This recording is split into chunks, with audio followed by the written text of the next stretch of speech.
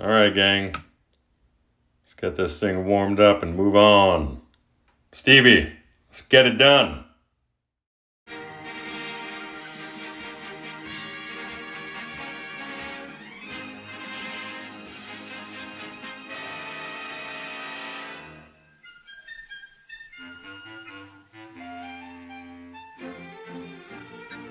Stevie Garcia.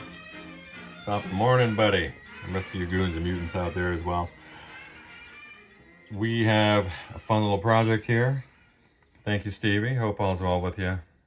This was a Fender Princeton, a blackface one.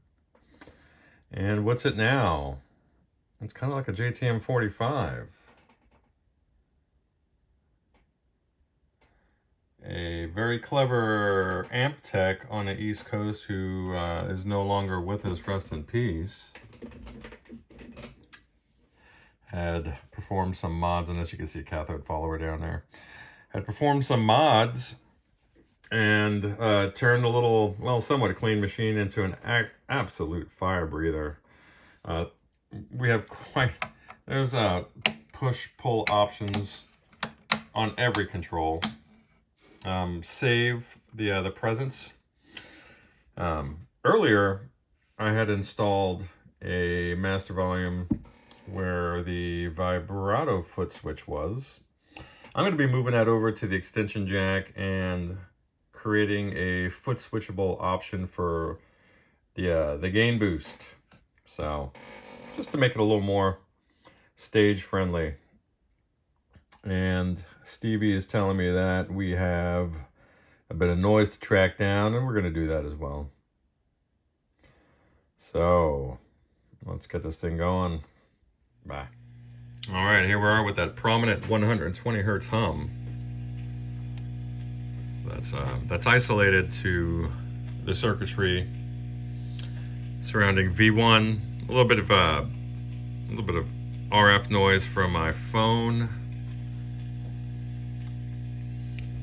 So I've already moved the master over here, and then I've installed a proper RCA jack.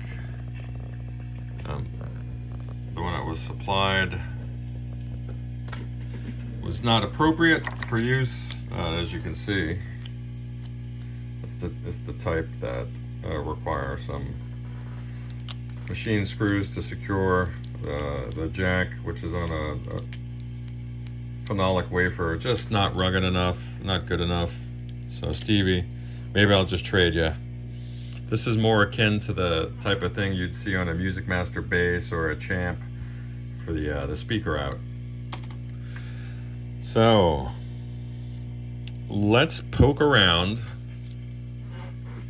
And here we have the filter cap. Now is it a lot of filtration for the preamp? No, it's only 8 microfarads. I believe last time I tried jumpering an 80 across it just to see if we get any reduction in noise, but let's go ahead and see what we have in the way of ripple. So stand by. 2 hours later. I have eliminated the annoying source of hum in the preamp, thanks to the old trusty, what is that?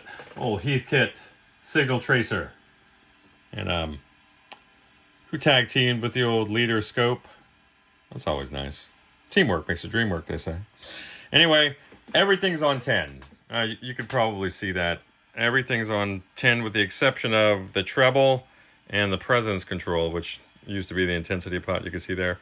The speed control is, I believe, the mid-range, and the gain boost, which was available by pulling that, is now available back here via an RCA jack, which is connected to your dandy little matching Fender style foot switch. Love it. Check this out. You're hearing everything on 10 volume wise, all the noisy stuff anyway. Master's on 10 back there. Watch this. That's on. A little bit of a pop I'm trying to work out. I've tried adding some series resistance and also trickle charging the cap to no avail. This may be as good as it gets, and to be honest with you, I don't think it'll be obstructive or distracting during a live performance. Off. So check this out. Using just the volume control on my rock guitar, which has a pretty hot humbucker and a bridge. This will be volume about 75% up.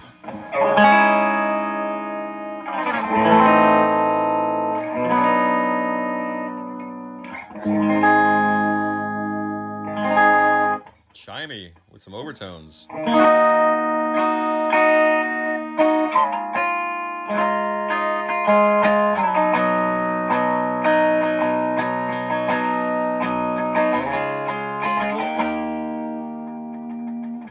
Alright, now all the way up for some crunch.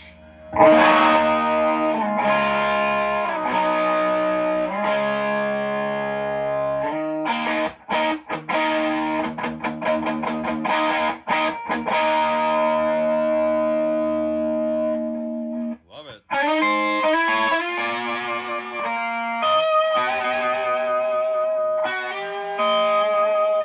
Love it. Okay, let's engage. Engage.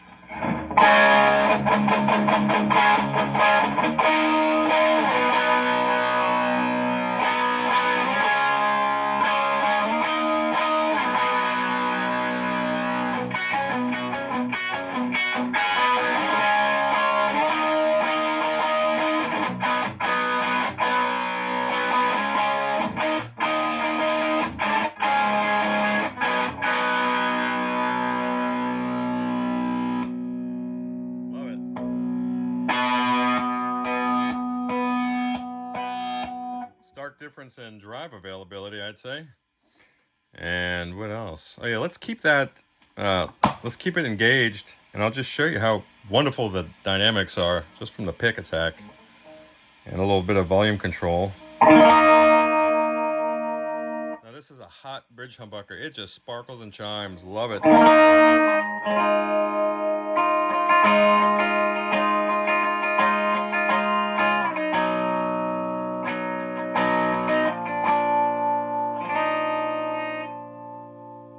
Roll it up about 10 more percent.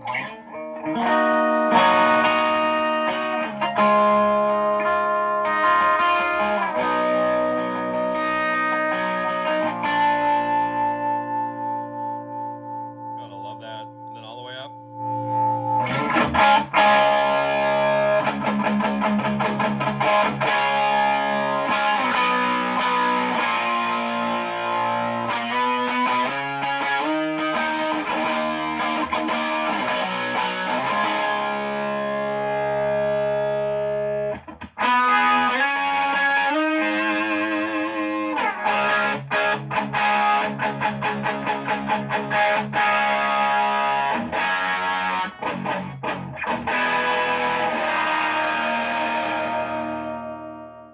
I bet it's whisper quiet from the clipping on the phone.